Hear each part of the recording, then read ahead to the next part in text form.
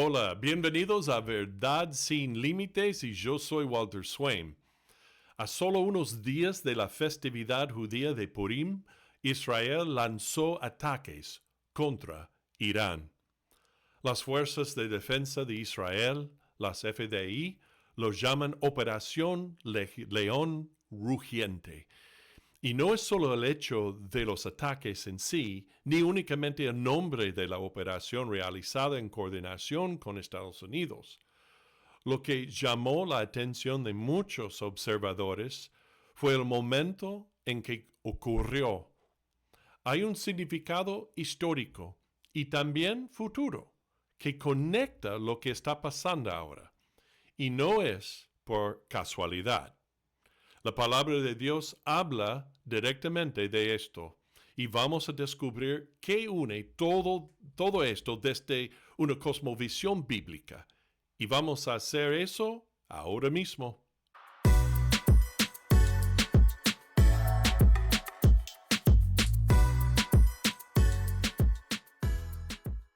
Bienvenidos nuevamente a Verdad Sin Límites, donde exploramos la verdad bíblica, los asuntos culturales y los acontecimientos mundiales a través de la lente de la palabra de Dios, leída y entendida de manera clara.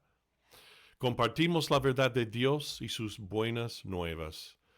Y si estás disfrutando de este contenido y quieres que muchos más en todo el mundo de Latinoamérica escuchen lo mismo, entonces puedes hacer clic en like, suscríbete, síguenos y comparte este episodio de todas las maneras posibles con todas las personas que puedas. Y te lo agradezco muchísimo. Y ahora en estas imágenes publicadas por la Unidad de Portavoces de la FDI de Israel, nos muestran los ataques de la Operación León Rugiente de Israel y la Operación estadounidense Epic Fury, que acaban de comenzar, mientras Estados Unidos e Israel atacan al gobierno terrorista de Irán, que está retomando su escalada nuclear. Pero muchas personas notaron algo muy intrigante. Estos ataques militares ocurrieron justo antes de uno de los eventos más importantes que sucede cada año en Israel, la festividad judía de Purim. Pero, ¿qué tiene de importancia eso? ¿Por qué estos eventos recientes que involucran a Irán e Israel hacen que muchos vean algo más profundo en lo que está sucediendo? ¿Es cumplimiento de profecías? ¿Y por qué importa? ¿Fue intencional el momento de este ataque? ¿Es solo coincidencia? ¿O nos recuerda algo más profundo sobre cómo Dios obra en la historia de la humanidad? Bueno, primero hay que comenzar en el Antiguo Testamento, en el libro de Esther. Ocurre durante el Imperio Persa, una de las grandes potencias del mundo antiguo. Y ahora, este imperio venció al imperio mundial anterior, Babilonia. El reino persa surgió en el siglo VI a.C. bajo Ciro el Grande, y en su punto máximo, Persia se extendía desde la India hasta el borde de Grecia, cubriendo partes de Asia, África y aún Europa. Era una potencia mundial gigantesca. Lo que hacía notable a Persia no era solo su tamaño, sino su sistema de administración sofisticada y por niveles. También su poder militar. Los persas también construyeron una infraestructura impresionante, especialmente una carretera de más de 1,500 millas a través del imperio persa que permitía que mensajes, funcionarios y comercios se movieran rápidamente a grandes distancias como nunca antes. Otra característica destacada del imperio persa era su política de tolerancia. A diferencia de muchos imperios que trataban de borrar las culturas de los pueblos conquistados por ellos, los persas, por lo general, les permitían conservar sus idiomas, tradiciones y religiones. Esta política reducía rebeliones y fomentaba el intercambio cultural. De hecho, fue bajo el rey persa Ciro que el pueblo judío recibió permiso para regresar a Jerusalén después del cautiverio babilónico. Aquí es donde su historia se entrelaza con la historia del pueblo judío de Israel. Fue dentro de este vasto y poderoso imperio donde se desarrollaron los acontecimientos del libro de Esther. El rey en la historia se llama Asuero en la Biblia. La mayoría de los historiadores hoy en día lo identifican con Jerjes el I, quien gobernó Persia en el siglo V a.C.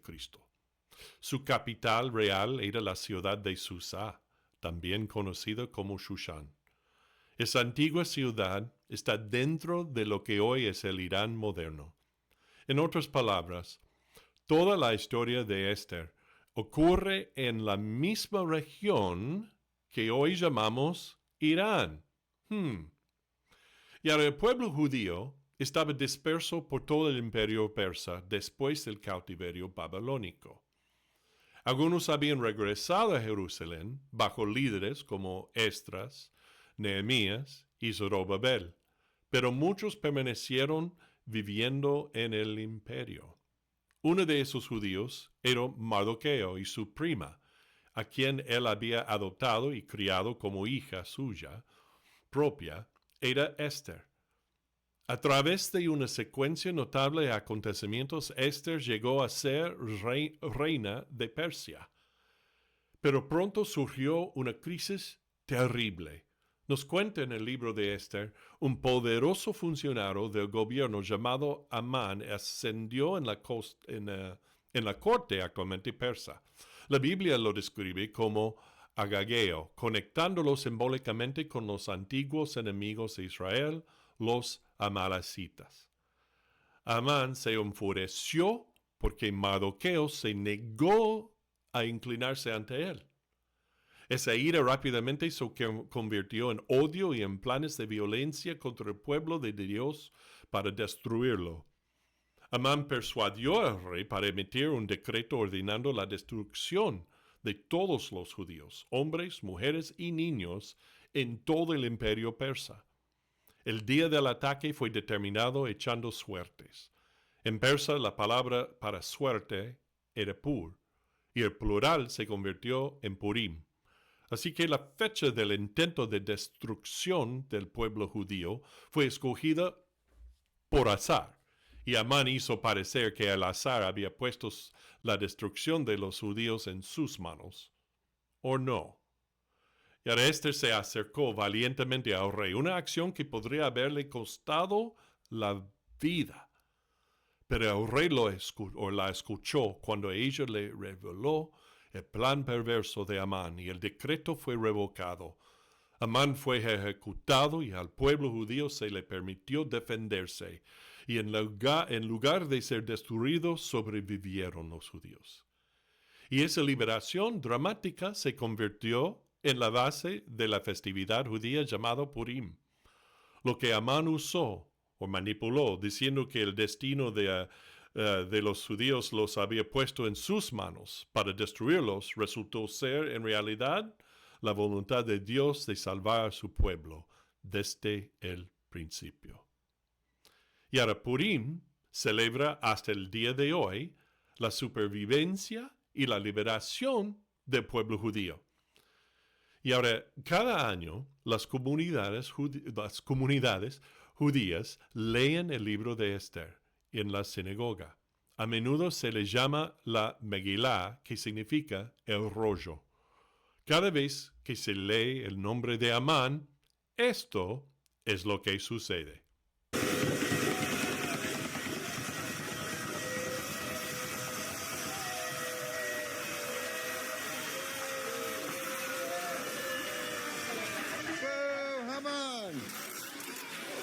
¡Qué ruido!, ¿no? La gente hace ruido para borrar simbólicamente el nombre de Amán. La celebración también incluye banquetes, compartir comida con otros y ayudar a los pobres. Una de las cosas más fascinantes del libro de Esther es que el nombre de Dios nunca aparece en el texto. Sin embargo, la providencia de Dios se ve por todas partes en el libro. Los acontecimientos se alinean perfectamente. Las circunstancias cambian de repente porque Dios tiene el control. Incluso cuando el nombre de Dios no se menciona, su mano soberana guía claramente la historia del hombre. Y ahora esto nos lleva a la pregunta moderna, o preguntas modernas, que muchas personas han estado haciendo, especialmente ahora, durante esta guerra. Porque Israel lanzó una gran operación militar contra Irán en la última semana de febrero y principios de marzo, atacando instalaciones militares y estructuras de liderazgo vinculadas a las amenazas del gobierno terrorista de Irán. Por supuesto, Irán ha respondido un poco rápidamente con misiles y drones, y las tensiones en el Medio Oriente aumentaron de manera acelerada. Pero lo que llamó la atención de muchos observadores con todos estos hechos fue el momento en que ocurrió. Como habíamos mencionado antes, los ataques sucedieron apenas días antes de la festividad judía de Purim, y esa conexión se destacó inmediatamente para quienes conocen la historia bíblica, como contamos. Purim celebra la celebración del pueblo judío de un complot que surgió dentro de la antigua Persia. La antigua Persia es el Irán moderno. Así que cuando un conflicto entre Israel e Irán comienza justo antes de la festividad que conmemora la supervivencia judía en Persia, el simbolismo y el paralelismo, son demasiado claros como para ignorarlos, ¿ok? Las comunidades judías preparándose para celebrar Purim mientras las sirenas de misiles ya estaban sonando en Israel. ¿Qué te parece, no? Entonces, ¿es esto una profecía cumplida? No sabemos si en la actualidad si el momento de la operación militar estuvo intencionalmente conectado con Purim o no. Las operaciones de esta magnitud normalmente implican planificación de muchos años de inteligencia y preparación militar. La fecha casi con seguridad se determinó por consideraciones estratégicas, por supuesto, pero, la coincidencia es demasiado grande como para no ver la mano de Dios en esto. Los mismos enemigos de Israel, los Amán de hoy, los que controlan Irán, los mismos que proclamaban del río al mar, terminaron siendo destruidos por completo ellos mismos, tal como Amán lo fue. Pero todavía hay un mensaje más profundo y muy evidente en el libro de Esther. Se trata simplemente de geopolítica moderna. Y ahora para los estudiantes de la profecía bíblica, la nación moderna de Irán aparece en otro lugar de las Escrituras. En Ezequiel 38 al 39, describe una futura alianza de naciones que se opondrá a Israel antes del regreso de Cristo. Y ahora son los acontecimientos que están ocurriendo ahora, en febrero y marzo de 2026, el cumplimiento de esas profecías. Yo no creo que lo sean. Pero sí nos recuerdan que las naciones mencionadas en la Biblia siguen presentes en el escenario mundial y con sus trucos, especialmente contra Israel, y se están moviendo hacia ese tiempo, tal como fue profetizado. Dios está guiando la historia hacia el cumplimiento de su plan profético en detalle. La Biblia enseña en los profetas del Antiguo Testamento y en las advertencias y profecías del mismo Jesús en los Evangelios y en las palabras de otros autores del Nuevo Testamento, como Pablo en Efesios y Primero y Segundo Tesalonicenses, Pedro, Apocalipsis, Juan y en Apocalipsis, escrito por Juan, que Dios todavía tiene un plan futuro para Israel como nación. La era actual de la iglesia en un día concluirá con el arrebatamiento de la iglesia, lo que en la teología llamamos el rapto.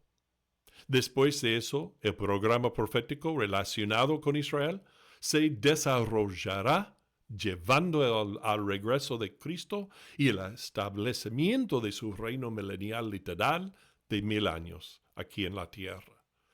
La única esperanza de estar del lado de Dios en las batallas que vienen es creer en Jesucristo, solo por fe en Él. Hasta ese momento la historia continúa desarrollándose exactamente como Dios lo ha ordenado.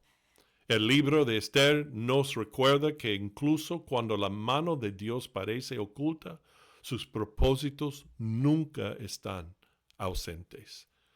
Y el mismo Dios que conservó a su pueblo en Persia hace miles de años todavía gobierna sobre las naciones hoy.